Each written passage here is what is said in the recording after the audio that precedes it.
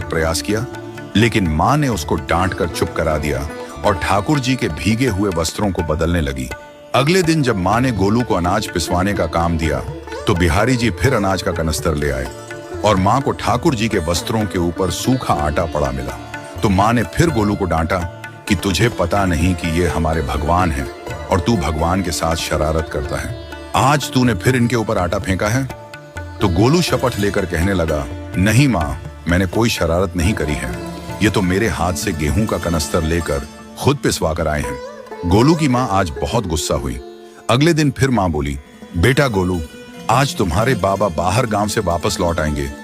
बस आज का ही काम है, तुम जंगल से थोड़ी लकड़ियां ले आना। गोलू फिर डर गया, कहीं ठाकुर जी फिर मेरे पीछे ना आ जाएं। गोलू ने माँ को बोला कि मैं चला तो जाऊंगा, लेकिन बिहारी जी को समझा लो, वो मेरे पीछे ना आई। उसकी माँ हंसकर बोली, हाँ हाँ समझा दूंगी, तुम जाओ तो सही। गोलू जल्दी जल्दी लकड़ियां लेने जंगल में चला गया और माँ काम पर चली गई। लेकिन उस दिन माँ काम से जल्दी वापस आ गई और देखा बिहारी जी अपनी चौकी पर विराजमान नहीं है। वह तो एकदम से घबरा गई कि कहीं गोलू की शरारत तो नहीं। वह भागी भागी जंगल की तरफ गई। तभी उसने देखा कि गोलू के साथ एक इंसान लकड़ियों को लेकर घर आ रहा है। गोलू की माँ यह देखकर हैरान हो गई कि यह तो बिहारी जी हैं। ये क्या हमारे भगवान हमारा काम कर रहे हैं? इसका अर्थ गोलू ठीक कह रहा था।